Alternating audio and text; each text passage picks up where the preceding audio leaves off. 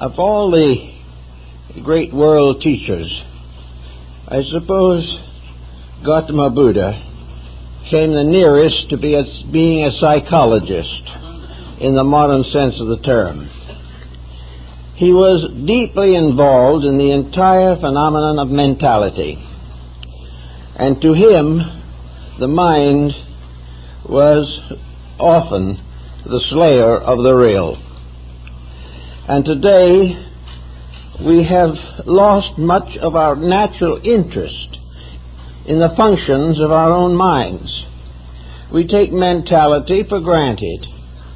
We are assuming that we have certain mental allotments of abilities or debilities, and we must live with them.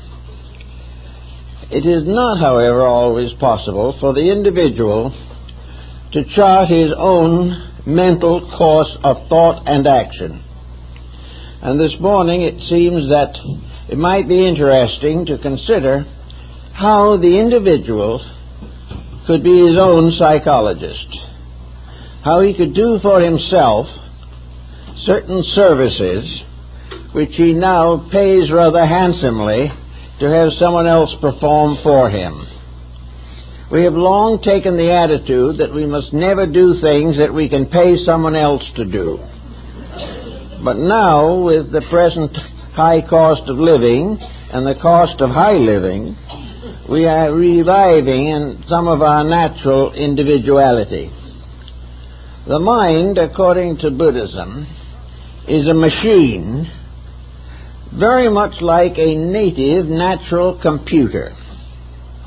The mind computerizes not as the result of a mechanical structure, but as a result of a living, vital integration of values and processes and resources. The mind is a living instrument. It is not something that you turn on and off. It's not something you buy spare parts for. It is, however, a constantly functioning, ordering mechanism. It has the power of recording and perpetuating records. It can bring out things that are long forgotten. It can accomplish the most most involved processes in memory, thought, things of this nature. So it really is a tremendous instrument in its own right. To use this instrument, perhaps it is best, again, to see how Buddha summed the matter up. He points out that the mind itself has 6 essential functions. It is a machine. It is not the soul. It is not the spirit. It is part of the structure that has been created to protect the human being in his mortal existence in the kind of world we live in now. It is therefore a defensive organism to protect the body, the emotions, and all of the processes of daily living. It is a defense against fear, against worry, against grief. It helps us to achieve judgments and honesties that would not otherwise be possible. Therefore, the mind is a very happy and healthy part of our economy. Now, Buddha tells us that the 5 sensory perceptions that we all know, sight, hearing, taste, feeling, and the general structure of the body itself, hearing, all these faculties are parts of a machine. And as parts of a machine, each has an independent existence. Sight has its own world, a world of processes, a world of intricate interrelationships. The faculty of sight is one of the most extraordinary faculties in the worlds of creation. Things seen, therefore, become very important, and a great many human beings live almost totally dependent upon this one faculty. Everything that they see, they believe. And without some outside and additional help, seeing can be a treacherous and dangerous thing, because seeing is only one part of an instrument for accumulating knowledge. And if this part is developed beyond all others, it can result in an individual living almost completely on the surface of the phenomenal universe. In addition to this, the second, probably most important of our faculties is hearing. Hearing and seeing together are used probably for 90% of our judgments. Hearing enables us to learn. It enables us to communicate with each other. It enables us to develop a variety of arts. It has given us music, and it has given us poetry. Hearing is a very important phase of knowledge. Hearing is also the source of a great deal of unfortunate pressure. Hearing, for instance, as enveloped in modern rock music, can be a very deadly thing, and has been held responsible for a great deal of sickness among small children. The problem of noise means a process of sound which does not contribute to progress, but ends in confusion and very largely the degeneration of a faculty. Therefore, it is up to the individual who learns to see thoughtfully to also hear thoughtfully, and to combine these two faculties for the advancement of his general insights. In addition to this, of course, we have specialized faculties, such as taste. The power to taste various flavors can be defensive. It can prevent us from taking a great many poisons into the system. But taste is also a tyrant in its own right when separated from all other sensory perceptions. Taste can give us the epicure.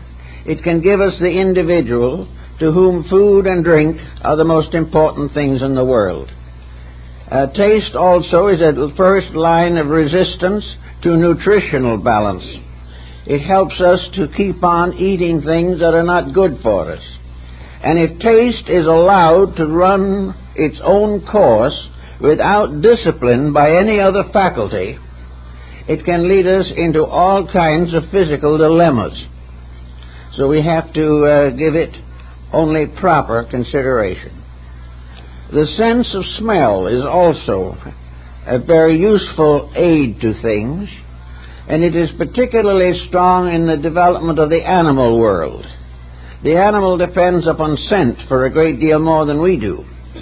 But even with the human being, pleasant odors, perfumes, incense, and things of this nature are a pleasure to the individual, and sense of smell also warns of decay, deterioration, and various unhygienic circumstances which can cause trouble.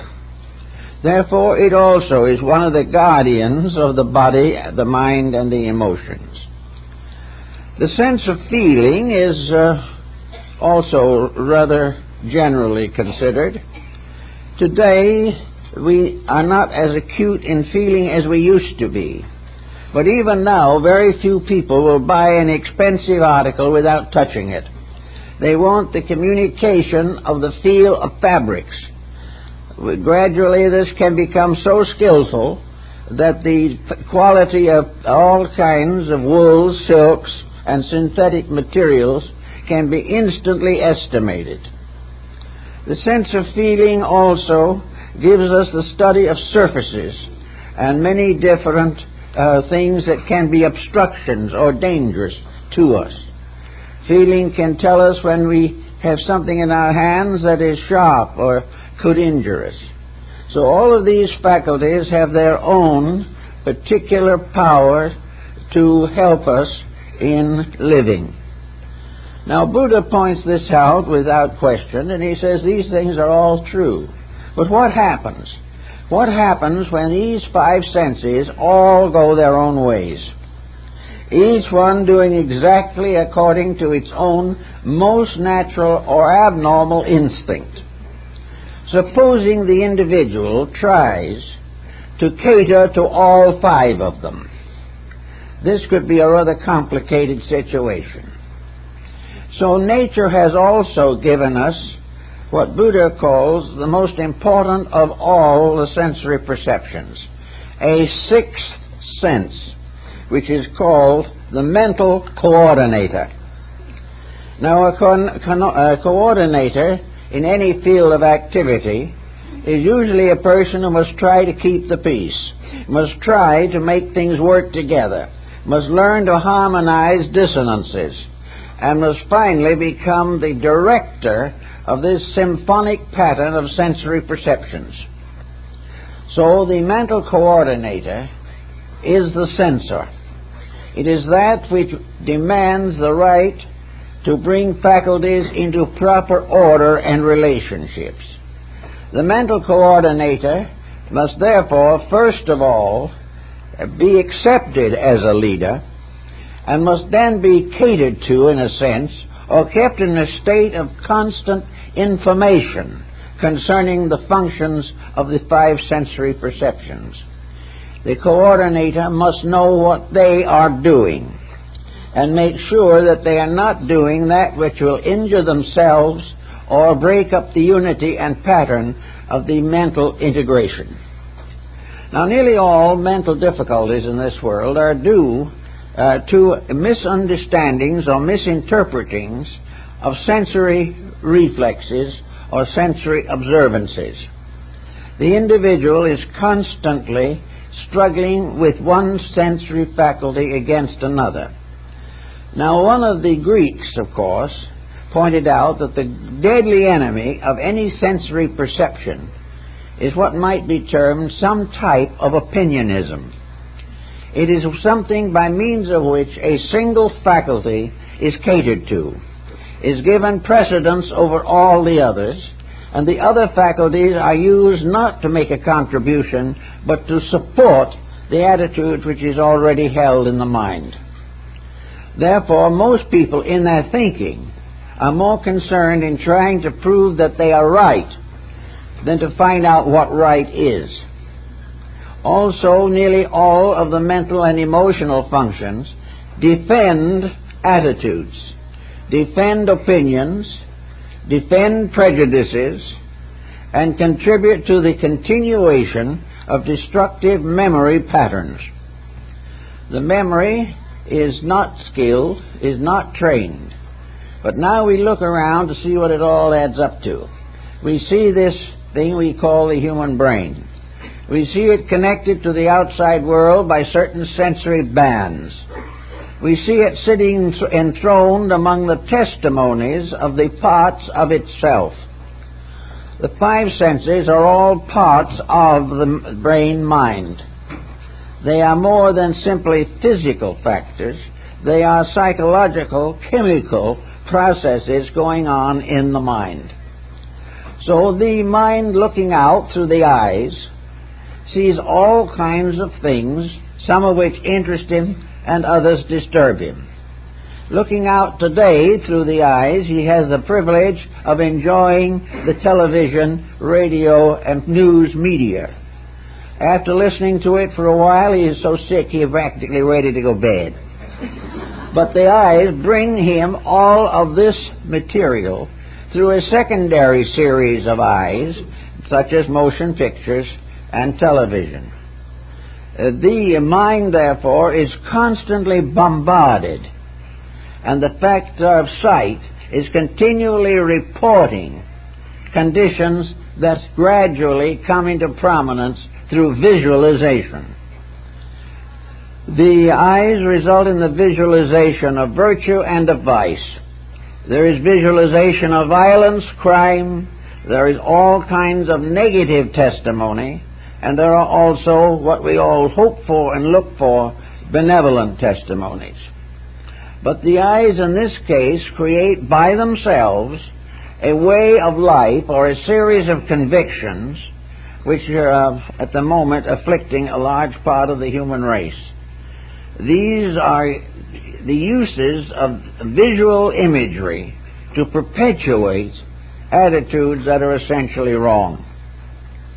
Now, the person, if he uses his mental coordinator, must naturally censor what he sees. Without censorship, the faculty of sight can lead to terrible disasters. So he must learn to censor his own seeing. And in order to censor his own seeing, he has to go back again to the mental coordinator. For this gives him a series of cooperative internal functions, such as experience, memory, tradition, religion, philosophy, and common sense. Now, common sense in Buddhism would be the common testimony of the five senses. It means that they are all having their say. They are all proving what they can prove about themselves and each other. Also, the common sense carries within it the superstructure of the sixth sensory perception power, the coordinator. So when you see something on television, on the street corner, or wherever you see it, memory begins to associate with this. Where have you seen something similar before? Where have you read about it? Where have you studied the meaning of it? What do you know or believe concerning the merit or demerit of the process that you are considering? If the coordinator is functioning and the mind is normal and proper, it will censor itself. The mind can prove, for example, that similar things have happened to you in the past, and when you treated them properly, they improved. When you mistreated them, they got worse. So wherever a new incident arises, the coordinator, like the computer, will bring into focus previous knowledge concerning these things or that particular thing. This process is almost instantaneous, and therefore it passes as a thought or a remembrance or something that we knew but had not noted lately. Actually, therefore, through the media of the sensory perceptions, we bring in all kinds of testimonies. Through the eyes, we also bring in the printed page. We bring in the book that we plan to read or have read. And we are confronted instantly, more or less, with the estimation of the meaning of that book. Is it a good book? Is it a useful one? Or is it a trashy publication? And then comes the moral question of why do we like it? Do we like it because it is a superior achievement? Is it a literary masterpiece? Or do we like it because it plays to some negative attitudes in ourselves? Do we pick it because it is a sensational work? Or do we pick it because it is instructive and valuable to our lives? The whole field of fiction, therefore, comes also into focus. Fiction is more relevant than we may realize. Fiction is very often simply a verbal form of symbolism. Fiction may be an imaginary situation based upon circumstances that could be true, and the end of these circumstances is a situation that might exist. In Tibet, for example, there is no fictional literature. These people have never believed in fiction. They have wonderful legendary, all kinds of allegories, fables, and moral writings. They have wonderful fairy tales and so forth, but these things are not considered fiction. If they have a foundation in some integrities, if they picture something that is real and important, then they are worth reading. If they cater only to sensationalism in ourselves, or in some way to superficial instincts, they're not worth reading. So the Tibetans have the simple statement, if it isn't true, don't read it. And you might say, if it isn't true, don't look at it. Because the more you take in things that are untrue, the more you may be influenced by them. And unless the mental coordinator steps in and proves to you conclusively that this is imagination, this is fiction, you become over-influenced with something that is not true. The coordinator, therefore, comes in wherever a problem arises. And the problems that arise are quite similar to those that many persons take to their psychiatrist or psychologist. They take their problems to try to be guided toward a solution. Now, the only reason, probably, that they choose someone else to become their coordinator is because the mysterious mental integrator is weak in themselves. The machine of the six senses is weak in the coordinator, which should bring all information into balance and integrity. Now, we are learning from computerization that there is an incredible amount of information can be stored on a small disk of paper. We are learning all kinds of things which prove to us the absolute incredibility of the recording of various types of information. And yet the computer is nothing in comparison to the human psychological organization itself.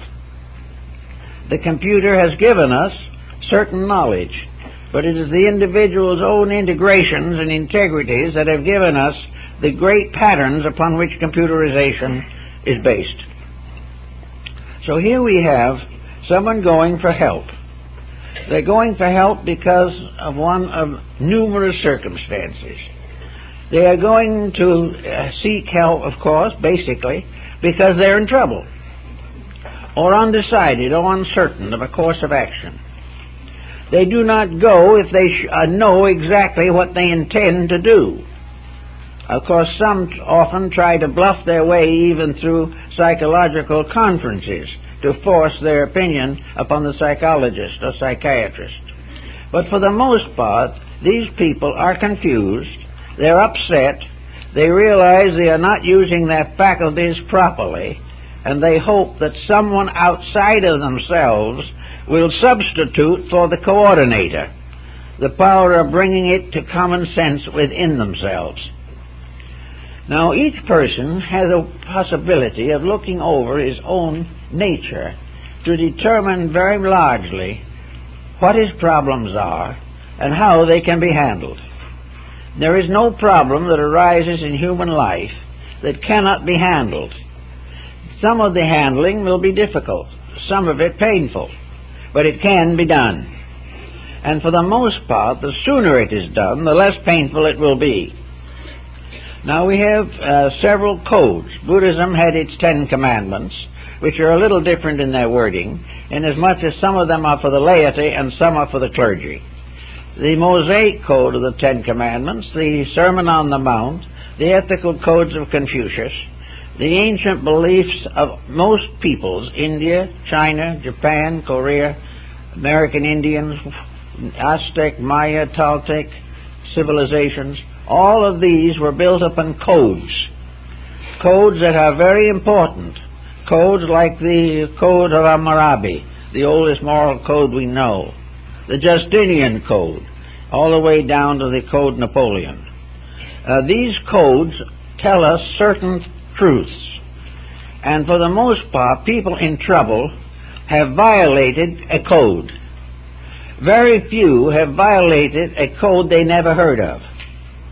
Nearly everyone who has violated a code is aware that they have departed from a pattern which has long been established as reasonable and normal. Nearly everyone who has violated a moral, ethical code must accept the inevitable consequence. He goes to a psychiatrist or psychologist to be told what was the mistake and how he must try to correct it.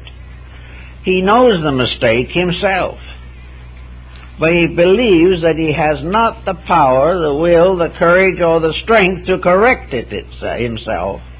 And also he believes in a mysterious abracadabra in a science called psychology, which will work miracles that he cannot work all by himself. Most of this thinking itself is very poor, but it is quite common.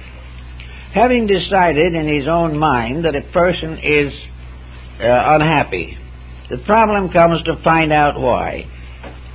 And in looking into himself, the five-sensory machine can bring him a great deal of present testimony and former testimony. He will learn, as Buddha points out, that the problems all began within himself. And then because they began within himself, he moved about into the environment around him, causing this environment to be deformed by the pressures from within himself. And then these inner pressures that have been brought out into the environment are returned again as problems into the individual who began the cycle in the first place. In other words, nearly every problem we know in life is some kind of a bird that's come back to us to roost. It is our own bird. Now, many people realize this, and we have all kinds of repentant people who wish they hadn't done what they did do, and repentance then goes into the coordinator to find what's going to come out. And in every instance in which an honest question is asked, and the individual will accept honesty, the honest answer will come from within himself. The only thing someone else can do for him is to reiterate or strengthen the realization of his own answer. We are the cause of our problems, and all the business about there being curious circumstances, phenomena, mysterious, unreal pressures, all this is simply evasion. The individual is in the midst of pressures which require his own solution. He must do what is necessary. In the business world, this is rather obvious today. A person who wishes a good job must study and get the necessary skills to make that job possible. If he has the proper skills, he will find the job. If the individual with problems has the proper internal integration, he will solve his own problems unless his condition has deteriorated to the degree that the mind itself is completely sickened. All the superficial decisions depend upon this division between what we want to do and what we should do. And unless these are the same thing, we're in trouble. We must want to do that which is next for us. We must want to do that which accomplishes the greatest good for all concerned. But selfishness stepping in unbalances this whole situation. And selfishness is supported by the testimony of the five senses through a series of intricate delusions. It is created by interpreting into everything on the outside the vices that we ourselves are nursing inside of ourselves. We would take, for example, that we are entitled to cheat others because someone else is cheating us. This philosophy of life leads to an endless cycle of crime and sorrow. The individual is only secure when he is right. He is only right when he is fulfilling the highest level of integrities of which he is capable. Now, the higher levels of integrities for many people are locked within these mysterious psychological discs, which can be brought out only when need arises. Every problem that arises to some way, in some degree, will be answered from within the person, for things cannot happen to him that he is incapable of understanding. There are many things happening that he doesn't want to understand. There are things that he has been told by other people that he can't understand. He has been told that the only answer is to go to someone else who doesn't understand him to find out what is wrong with him. So the cycle goes on indefinitely.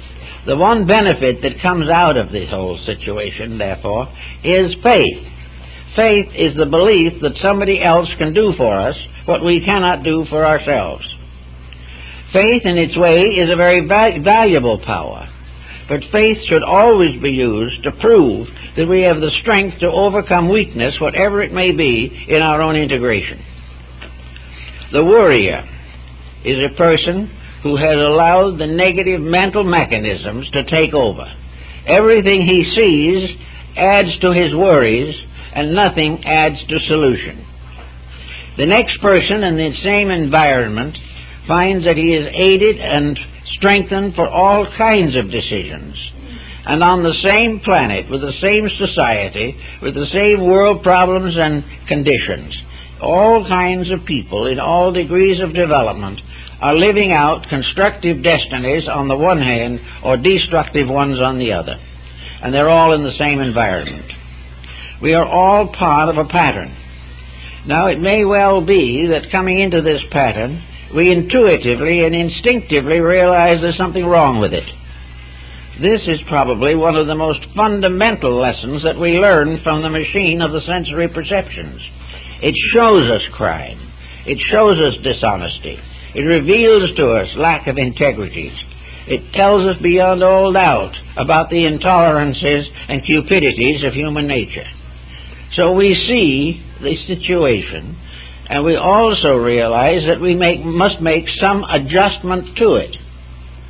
Now, the adjustment that most likely suggests itself arises from the mental faculty that observes the problem. If it's something we have seen, the faculty is very apt to say, do what you see others do. They are doing it, therefore, under existing conditions, you must do it too. Now, this produces nothing. It only means that twice as many people are in trouble. No one gains anything by making mistakes on the grounds that other people make them. Now there comes a question. How are we going to avoid these mistakes?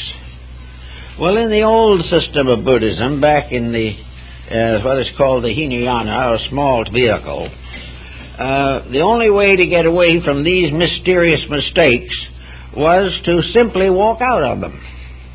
The monk renounced the world, left family and kin, went out into the wilderness or the desert somewhere, and lived by himself in a hut. In the early Christian mysticism, the same situation prevailed. Those who wanted to escape the sins of the world simply moved out. They went to some deserted place or joined the monastic order and spent the rest of their lives transcribing manuscripts or painting icons.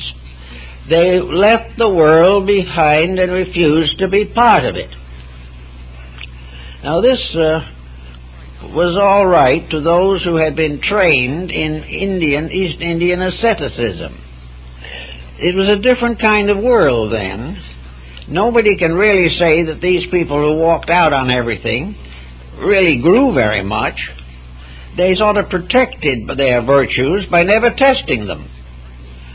But as time went on, about 100 BC approximately, in Buddhism there was a new movement called the Mahayana, or the Great Vehicle.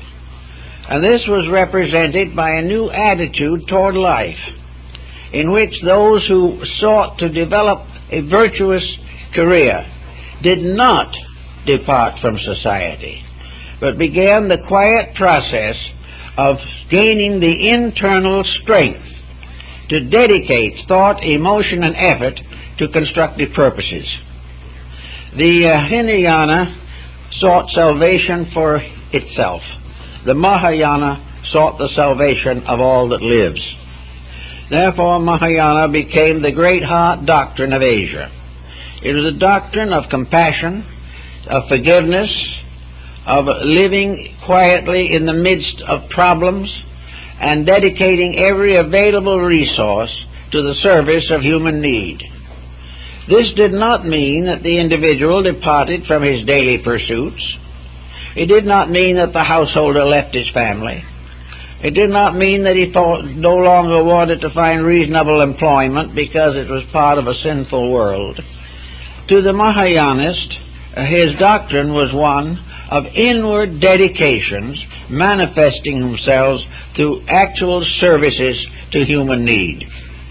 The main point in Buddhism, both schools, that we have to bear in mind is the egocentricity of the attitude that the individual is trying desperately to be perfect, that everything must be sacrificed to the spiritual growth of the individual himself.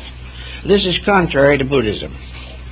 because they believed that this type of attitude was a superior kind of selfishness, in which the person was perfectly willing to neglect the world to save himself, or perfectly willing to go out and attain illumination and let the rest of the world suffer. To meet this particular mystery of action, the Mahayana school developed what was called the doctrine of the Bodhisattvas. The Bodhisattvas were persons who gradually, over a number of lives, through service to others, through dedications to truth, to absolute self-forgetfulness, came to the highest possible relationship with the mortal world. The only step beyond the Bodhisattva was to go back into the great causal universe from which we all came. So the Bodhisattva always stood at the gate of the eternal. He had no further to go. There was nothing that he had not conquered within his own nature. There was no selfishness, self-interest, or egotism, no spiritual ambition, nothing of this kind. There was only complete acceptance of the world, of the truth, and infinite compassion for all that lives. So in this moment, the Bodhisattva has to make the great decision, whether to go on to eternal rest or to go back and labor in the world for the common good. Those who did this in the Buddhist Mahayana system were considered the greatest of all. They came back to the world, took on the illusion of life, but lived to serve only the great causes that were worthy of their support and insight.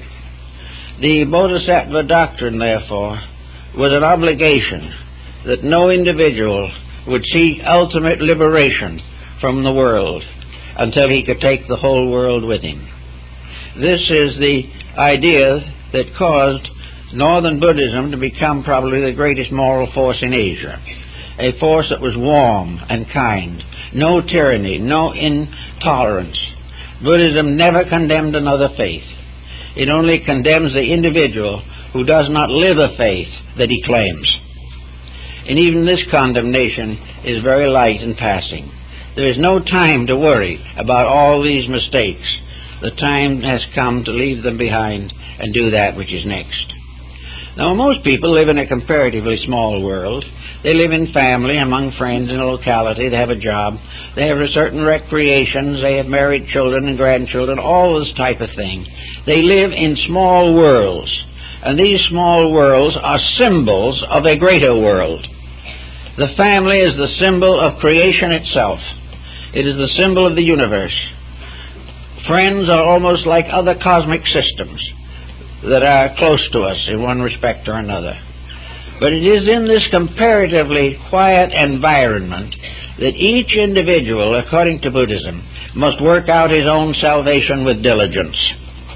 Those were the last words of Gautama Buddha before he entered the nirvana. We must all work out our own salvation with diligence. This salvation does not have to be glamorous. It does not have to be enormous. It does not have to be something that changes the course of universal destiny. It is the individual proving that in the place where he finds himself, he can achieve victory over his own fears, his animosities, his antagonisms, his false ambitions, and the various failings of jealousy and greed. It is actually the test. The Greeks and the Egyptians considered the family an initiation. So did Confucius. The family was the great symbol of human growth. And if the family is secure, as Confucius pointed out in his Analects, if the family is secure, it supports the state. If the state is pure and true, it supports the nation. If the nation is right, it supports the universe. All of these attainments arise from the simple fulfillment of the proper destiny for the individual. We therefore have at our disposal, in our own family lives, in the daily associations, 5 valuable sensory perceptions that can point out to us what we need to know immediately, here and now. These faculties may not be sufficiently strong to support us into the unknown future, But to the Buddhist, there is no unknown future. That is a point that is very important. There is no unknown future because every individual knows his future, whether he realizes it or not, the moment he commits action. The future must necessarily be the fulfillment of the causes which he himself has set into motion. The future, therefore, is as good as he is now, and as difficult as he is now. Having come to some such a thought as this, the problem of how to work it out more constructively is to make better use of all of these faculties with which we are endowed. We must learn to see that which it is best for us to see. This does not mean that we do not observe things that are not best, but because of inner integration, we cling to those things which are best. We see things that we wish were not that way. If it is within our power to change them, we do so. But as Francis de Assis pointed out, what we cannot change, we must endure with spiritual insight. So the individual, in his home life and so forth, and it is in this area usually that he goes to the psychologist. He goes to the psychiatrist not because he is worrying over the fate of the Afghanistans. He is going because he's having trouble right now in his own life. His job is threatened. His family is breaking up. His home is weak. He doesn't sleep well. He isn't eating well. The body is beginning to show the wear and tear of intemperance. He has tried to escape through alcohol, narcotics, or tobacco, and he's still sick. All these things are immediate personal things. Now, no individual is born into this world who does not possess the power to correct himself or govern himself if he so desires. This is clearly pointed out by Thomas Aquinas, that all these things are within the control of the individual. But to control himself, the individual has to go against a certain kind of pleasure that arises from breaking rules. The person likes to do what he likes to do. And as a result of that, he later has to live with that which he does not like to live with, the consequences of his own conduct. Actually, we are all tempted continuously, and will be as long as we live. There will never be a moment when the opportunity to be angry, disappointed, or disillusioned will not arise in our environment. If, however, we build upon this, we will gradually settle down to an acidity which we can no longer endure. So off we go to get clinical help. But actually, the problem can be solved right inside of ourselves. So the next time the problem arises to commit any action that requires censorship, put the censorship of the coordinator over it. Control it. The next time you have the opportunity to disparage someone, put the coordinator over it. And remember the words of Jesus and the dead dog. When the apostles wanted to know why the master looked so sadly at the dog's body, the carcass that was rotting by the roadside, Jesus answered, "Pearls are not whiter than its teeth." This is not in the Bible for probably a good reason. It does not support exactly what theology wants or would like to support. But it points out one thing, that if we have the sufficient depth of insight within ourselves, we can find something good to think about, something good to talk about, something good to share with almost anything and anyone that lives. The problem then is to pick up this point quickly. And when you're just about ready to make a destructive or negative remark, let the coordinator step in. Now, how do we strengthen the coordinator? That's a pretty good question.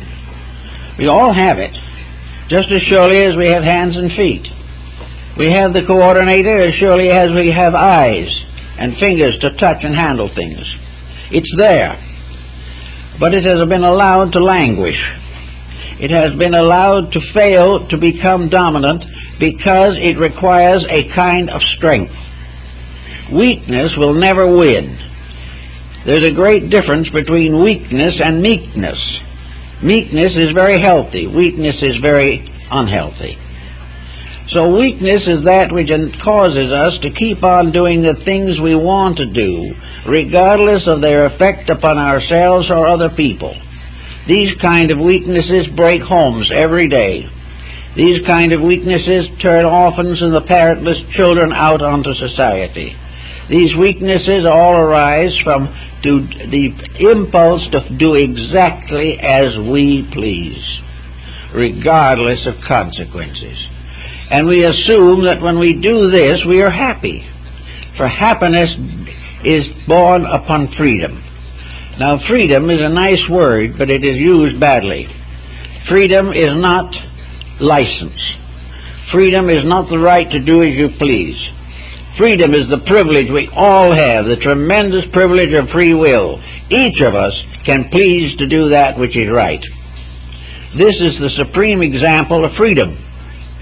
We are not slaves who have to make the mistakes of others. We are free to make our own mistakes, and have made a great deal of this particular point of view. We have taken it and tried to live by it. Now, what can we use to strengthen the coordinator?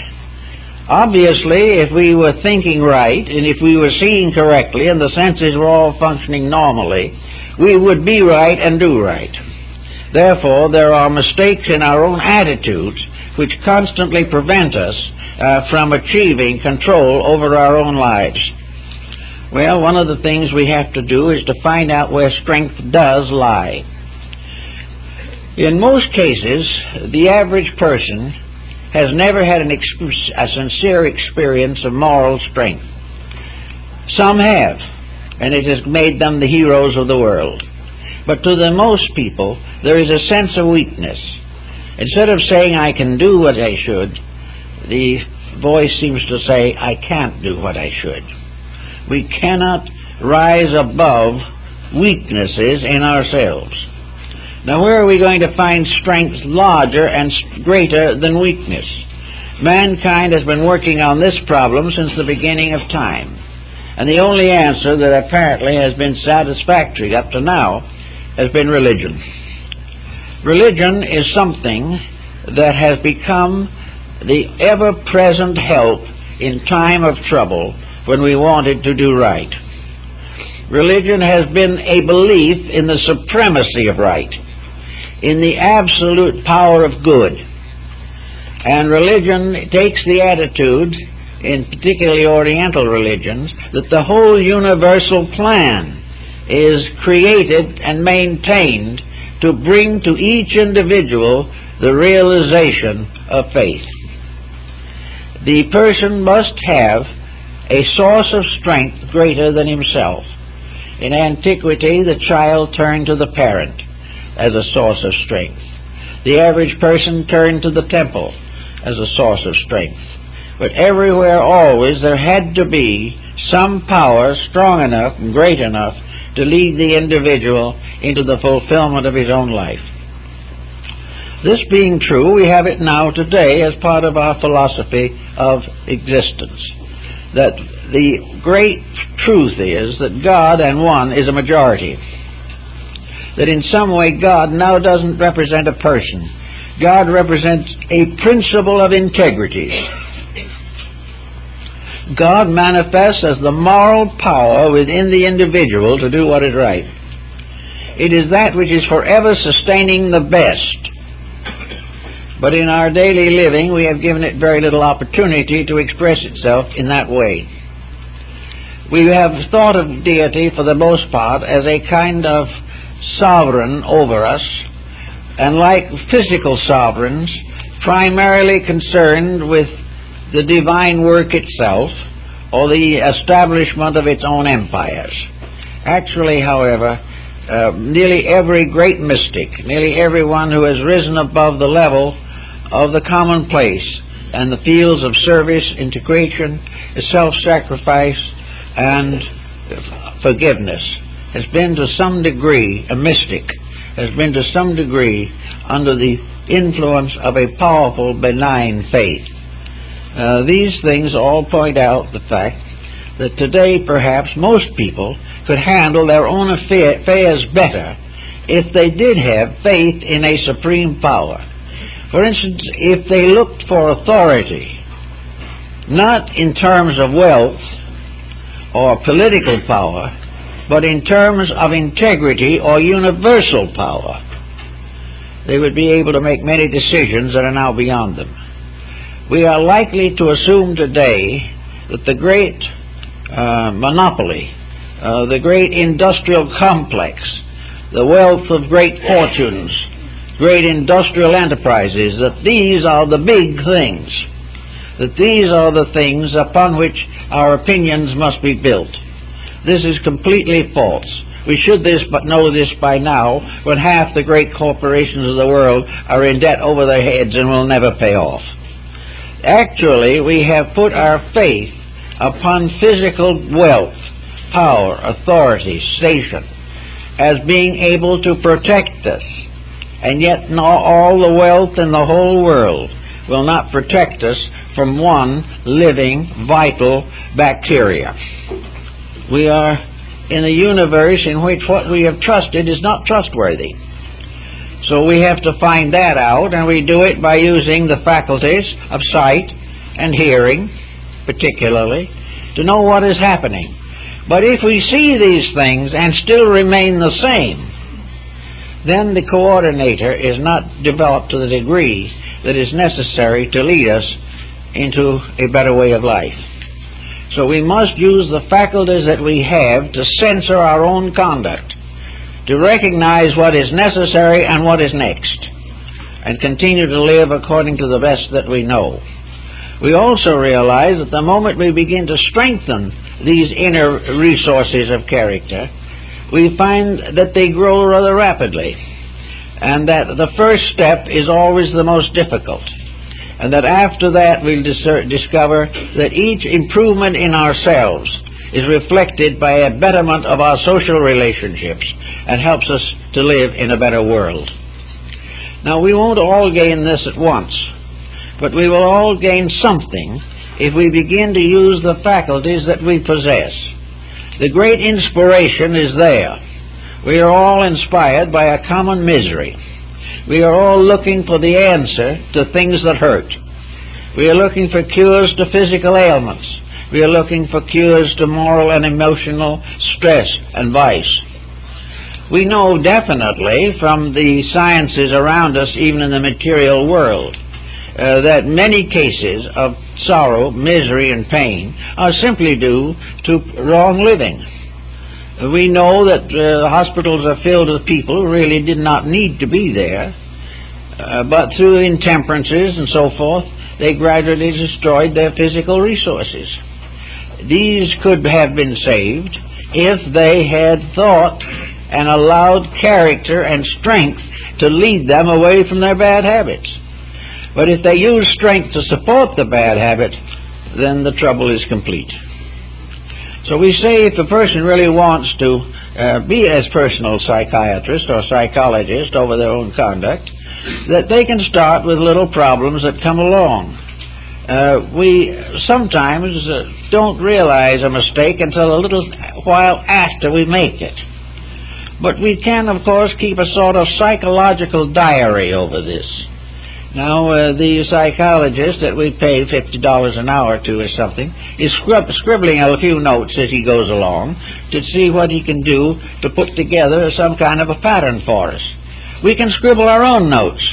We can have a notepad near handy or in the purse or pocket in which we can say at 2 o'clock, I was rather nasty to someone. Now, I was mad at the time. I was very much put out. I felt that I'd been very, very badly treated. So I just kind of nursed this grievance. 4 o'clock the next day, I found out that I'd been mistaken in my point of view, that I shouldn't have taken that attitude, that the other person believed he was right and was trying to be helpful. So then we sit down and we consult these things. Here's an example of something. This friend of ours happened to catch us one afternoon when we were driving a car with about 3 or 4 too many drinks. He said, look, don't do this. Stop it. You should not drive a car when you're under alcohol. And of course the alcoholic was duly indignant. He wasn't under alcohol. He was as sober as a judge, only he didn't know where he was. The answer to that was he hated the man who said it to him. Well, after he had paid the fine for driving under influence of alcohol and had his license suspended, this man he turned away from as a gabby old gentleman was really his friend, was trying to help him. And we never know how the Lord is going to speak. He sometimes talks to us, to people we don't even know. But always, if there's a message, take it. If there's no message, forget it. Now, on another occasion, we'll say the situation is different. In another occasion, we are actually damaged by another person. We have betrayed them, or we have done something that was very bad for them. And the sufferer has a feeling of great indignation. I know a case in which indignation like this lasted for 60 years. The person never spoke again to the individual who had injured them. Now, the truth of the matter was the individual had injured them. But that injury took about 15 minutes 60 years ago. And the rest of the 60 years was spent remembering it. And the more their memory strengthened, the more the trouble grew. And this memory determined and distorted the life of that remembering person for years. The whole of life was made less desirable by a nasty memory. Now, that memory was probably true. But we are warned in the sacred writings to do good to those who most certainly do evil to us. And we must definitely forgive our enemies. Now, forgiving our enemies is quite a trick for some people. They just can't make it. They feel that their grievance is something that they did not deserve. Therefore, they have a right to resent and continue to resent the person who thus offended them. This is all true, but every major faith of the world and most of the better philosophies all agree that the only answer is to forget and forgive. Now, we must get some kind of a moral integrity into ourselves and realize that the first thing that happened, the other person hurt us, and for the rest of our lives, we hurt ourselves. Therefore, transmute and try to understand the situation. Look back very carefully, and you may find considerable foundation for forgiveness. In the big excitement of feeling mad and bad about the whole thing, very often we forget what we contributed to our own misfortune. That we did things that helped to make that injury likely, probable, and inevitable. That we were not guiltless in it. The guilt consisted in the fact that maybe somebody injured us before we got the chance to injure them, which was also part of the plan. There are all kinds of factors, but they all add up to one thing, that a person who wants to stay away from the psychiatrist must learn to get over all forms of grudges, must get out of the system those things which have a tendency to be unpleasant. Now, this does not mean that we must actually go back and live with people who have hurt us. The main problem is they don't probably want to live with us either. But the point is we must stop living with the ghosts of these persons inside ourselves. We must forgive them if we feel that they have injured us. We must try to understand the lesson to ourselves. How do we become richer and more complete as persons as a result of solving a grievance? Why is solving a grievance the basis of personal growth and strength? We grow by what we forgive, and we get weaker by what we hold on to, if it's negative and destructive. So we take all the different things that happen to us in life, and we try to make them fit into a pattern, to find out, if we can, why we are frustrated. One of the major problems of today, of course, lies in the field of matrimony. There are a great many unhappy homes. There are a great many miseries in these fields. where a condition arises in which some form of decision is obviously necessary, we must try to make such decisions as will gradually strengthen our own inner insight. We are not expected to endure the impossible, but we are also expected to learn something even from that which we cannot endure. Everywhere there is something to be learned by every instance in life. There is something to be learned when we are in a car wreck. There is something to be learned when we lose a job. In everything there is something that must help us to rise above the commonplace reactions of individuals who simply pout and gloom their way through the years. We can't afford this type of thing. So if you are thinking a little bit of going to psychologists to find out how your stations are at the moment, first ask yourself, what do you really love in this world that is more important than yourself? What is it that you would like to be which would be of greater benefit to other people? Why do you want to advance in your estate? Do you want more money? Then that is a very weak payment. The great payment for experience is not to accumulate wealth, but to accumulate insight, understanding, tolerance, kindness, and love of humanity. Now, it may well be that in the course of your life you're never going to do anything exceedingly spectacular. Perhaps you are not going to rise and lead nations to freedom. But you are going to have the opportunity to go out of this life when the time comes in a better condition of personal growth than you brought with you when you came. We must learn something out of living. Unless we learn, there is no living. Life is not simply a veil of circumstances. It is a pattern of projects and purposes. Life is something that we have to use to grow. It is the supreme opportunity to outgrow ourselves, to build a new foundation of character. When we leave here, that's all we can take with us anyway. We cannot take with us anything except the integrities which have become real and vital in our own lives. When we understand this, we will escape a great many of the imperfections and problems that beset most people. Ambition is an interesting thing. Ambition is something that makes us want to do more, to have more, to ascend the ladder of social preferences, to become a leader, to gain wealth, to become capable of dominating, influencing, and controlling other people. Perhaps the highest end of ambition is dictatorship, an imperial relationship with the rest of life. Now, most people consider ambition a virtue. They think that if the individual is lacking in ambition and doesn't want to be the president of the society or organization to which he belongs, who does not wish to be the richest man in his community, if he doesn't have these kind of attitudes, he is doomed to failure.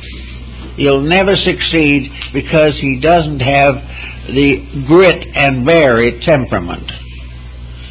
Against ambition, which is nearly always a heartbreaker, there are other things to consider. Let the ambitious person for a moment say to himself, I am 30 and I am ambitious. I want to be the head of the corporation. Then say to himself, use your eyes, which are among the keys of wisdom, and your ears, which tell much, and look at the present head of this organization. He worked through until he was 40 or 45 or 50. And finally he got the job that you now hope to have someday. If he is fortunate beyond all normal expectancy, he may hold that job till retirement. In other words, out of a lifetime of effort, he may be the chief executive for 5 or 10 years. Then he is going to retire. He will be presented with a grandfather's clock with chimes and live from there on his pension. He will probably be welcome to drop in occasionally, and shake hands with a man who worked for years to take his place. This is success. This is the big thing. This is what causes an individual to give up family, friends, neglect his children, neglect the improvement of his inner life, all for what? For 10 years and a swimming pool. And of course, many of the people who have swimming pools do not know how to swim, which is another unfortunate thing, so they settle for a jacuzzi.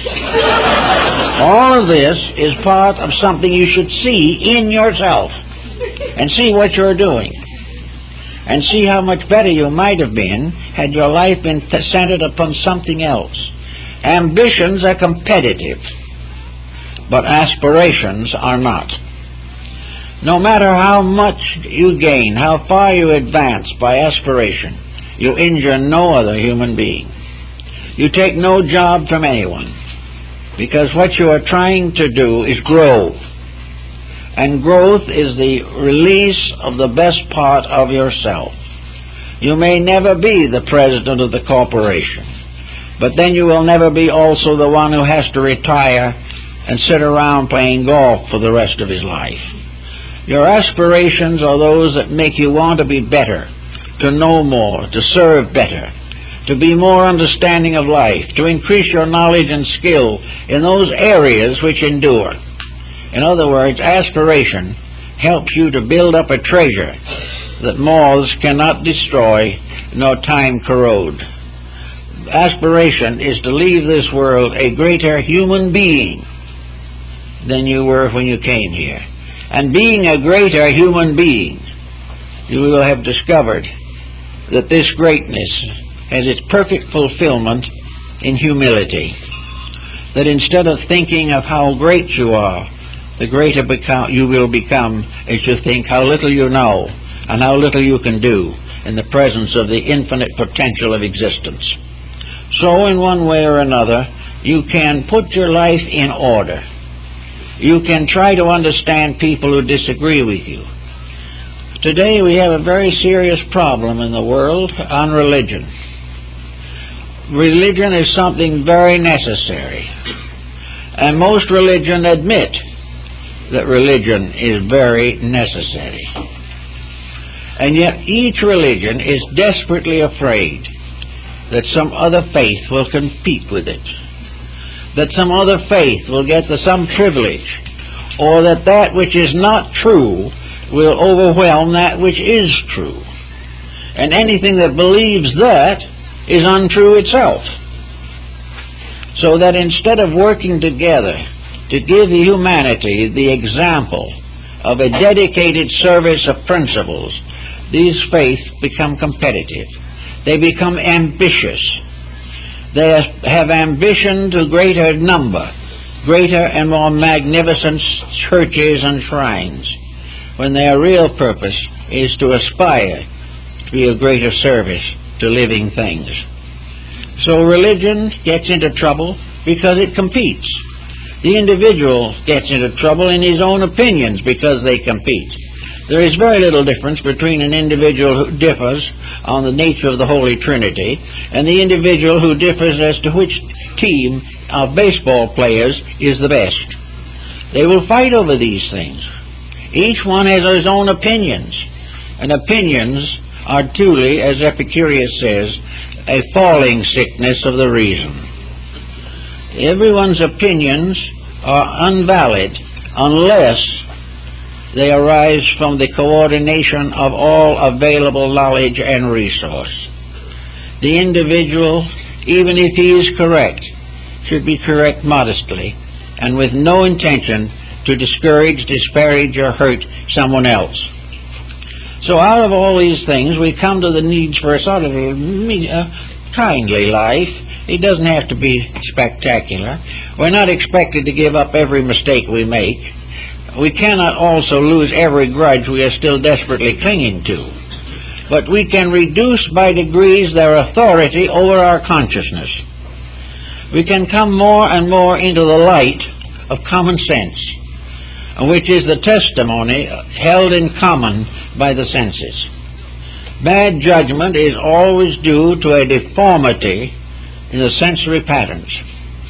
A bad judgment is due to the acceptance of an untruth as true. And once this untruth is accepted, all superstructures of error can be built upon it. If you have a false hypothesis, all that comes from it is necessarily deformed. And most people live with a false hypothesis on some subjects. And these subjects are the areas where their unhappiness, where their conflicts, and where their bitterness can most often arise. It is just a case where the individual can, with common sense, obtain a level of function that is highly desirable. Most people who are very nervous today are also infirm physically. Something is wrong on the health level. Their digestion is bad, and an enemy can ruin your digestion. An adversary of some kind is more deadly than a bacillus. Actually, a prejudice can actually destroy the function of your liver, and a nursed grievance can open you to a great many contagious or infectious diseases. The moment we break the laws of mental and emotional health, we begin to transgress physical proprieties. Today we have an opportunity to see just what all these extremes add up to. Everyone now is a health seeker. Everyone wants to be healthy. Why? Largely so that he continue to make the mistakes he's always made. He just wants to be stronger when he does things badly. Also, in a desperate effort to take care of symptoms, he goes on various diets.